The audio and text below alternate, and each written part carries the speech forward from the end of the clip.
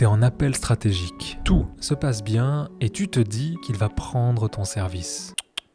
C'est là qu'il te sort des objections qui te font bégayer. Et oui, c'est clair. Et tu sais en écoutant sa voix que la vente est définitivement ratée. Parce qu'il est en train de te sortir de plus grandes disquettes que t'accroches sur Tinder. Alors qu'on remette les choses au clair. C'est normal. Il n'y a que ceux qui n'y connaissent rien en vente qui pensent que le traitement des objections consiste à faire passer des clients du non au oui directement. Tout comme un hypnotiseur ne peut pas te faire sauter par la fenêtre ou un publicitaire te faire acheter quelque chose que tu ne veux pas, le traitement des objections ne va pas conclure la vente. Je l'ai compris assez vite quand je me suis lancé en tant que copywriter freelance. De ce que j'ai remarqué, c'est qu'en fait, il y a une série de non avant d'arriver à un oui. C'est pourquoi dans cette vidéo, on va voir comment vendre plus en répondant aux objections les plus courantes basées sur mon expérience en tant que copywriter, mais ça peut aussi t'être utile si tu es freelance aujourd'hui. Parce qu'il y a quand même 3 grandes familles d'objections qu'on retrouve tous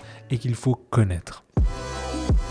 Mais avant, si ce n'est pas déjà fait, prends cette pilule rouge parce que de 1, c'est gratuit et de 2, ça soutient énormément la chaîne. Maintenant, admettons que tu sois en appel stratégique et que tu sois à la phase où tu dois closer ton prospect. Sauf que, comme tout le monde, il a des objections. C'est généralement là que tu paniques. Tu ne sais pas comment y répondre. C'est là que tu commences à avoir cette goutte d'eau de sueur sur le front. À ton avis, quel signal tu es en train de lui donner ? Quelqu'un qui a confiance en lui et en son service ou quelqu'un qui voulait juste de l'oseille et qui ne sait pas répondre aux questions. Le plus souvent, c'est la deuxième option. Parce qu'en fait, ce qu'il se passe, c'est que tu réagis avec ton cerveau reptilien, celui qui gère ton stress et qui est responsable de cette peur. Tout simplement parce que tu n'as pas encore la bonne perspective. Tu vois une objection comme une attaque personnelle sur ton service ou ton produit parce que toi, tu as toutes les informations et que tu sais que tu peux aider ton potentiel client. Mais si tu changes de position et que tu te mets un moment à sa place, tu vois bien qu'une objection, c'est juste une question et qu'il n'a pas toutes les infos nécessaires pour prendre sa décision. Par exemple, il peut te demander pourquoi tes prix sont si élevés. C'est l'une des objections les plus courantes, l'objection du prix. Et si tu n'es pas préparé à cette objection, tu risques de louper la vente. Ici, je ne veux pas te donner de template tout fait, parce que personnellement, je ne travaille pas comme ça. Mais on va plutôt essayer de comprendre les principes psychologiques pour surmonter ces questions et vendre ton service plus facilement. Déjà, l'essentiel à comprendre sur l'objection du prix, c'est que les gens achètent quand ils voient la valeur.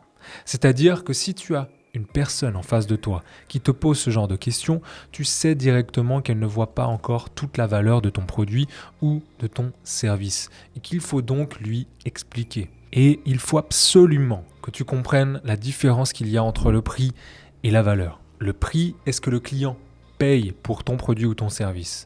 La valeur, par contre, c'est le bénéfice et l'avantage que le client retire du produit ou de ton service. Et ce que j'ai compris avec le temps, c'est que c'est la perception de la valeur que les clients ont d'un produit ou d'un service qui va déterminer son prix et pas l'inverse. Par exemple, un sac Louis Vuitton a beaucoup de valeur aux yeux de leurs clients, c'est pourquoi le prix est élevé, malgré un coût de fabrication très faible.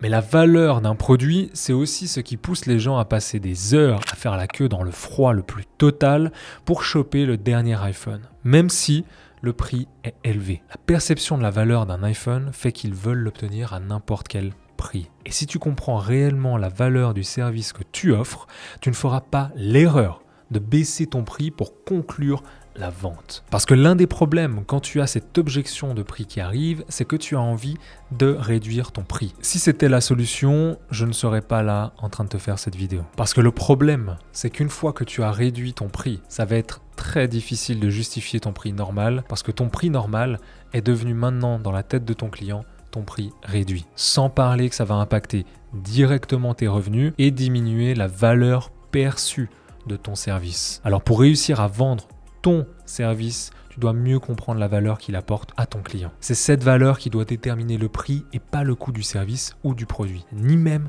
les objections de ton potentiel client. Et dans ce cas précis, ce que je fais généralement, c'est de poser des questions pour essayer d'identifier là où les causes profondes de l'inquiétude de mon prospect. Par exemple, quand on me dit que mes prix sont trop chers, je pose souvent la question: à quoi compares-tu mes prix ?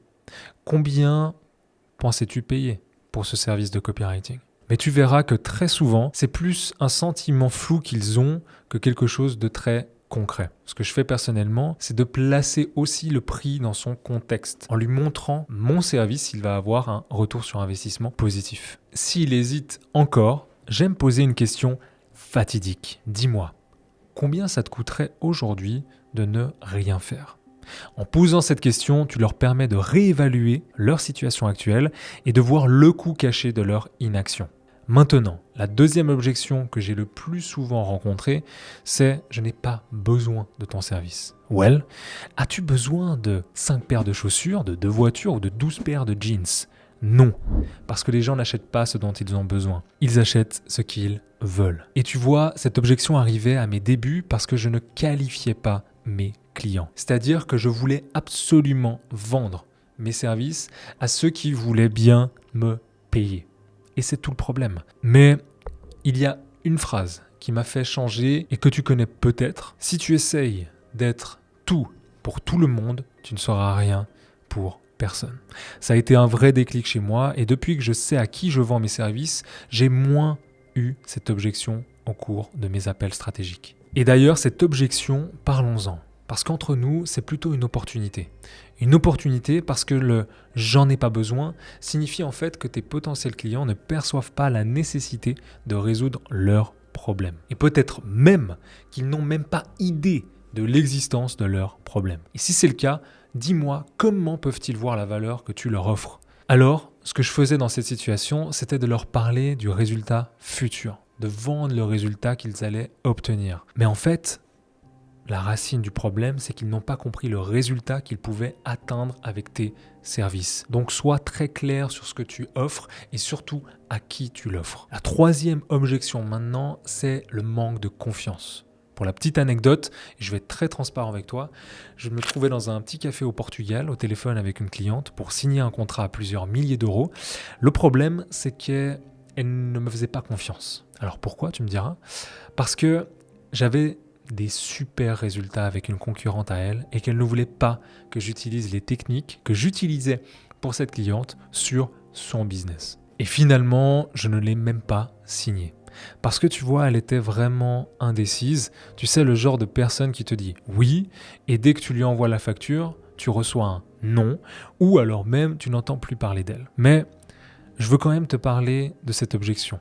Parce que si tu viens tout juste de te lancer, il se peut que tu manques de confiance en toi et que les potentiels clients que tu contactes ne croient pas que tu puisses les aider. Donc déjà, la première chose à faire, c'est d'être authentique parce que ça ne sert à rien de promettre la lune à quelqu'un et de ne pas la décrocher ensuite. Tu vois, je connais trop de pseudo-copywriters qui promettent des fois 2, fois 5, fois 10 de chiffre d'affaires à leurs clients et qui n'ont aucune idée du business model qu'ils ont. Ou encore des débutants qui se vendent comme des experts. Mais ce qui a marché le mieux, pour moi en tout cas, quand je débutais, c'est que je n'avais aucune honte à le dire. En disant, si mes potentiels clients me le demandaient, que j'étais débutant.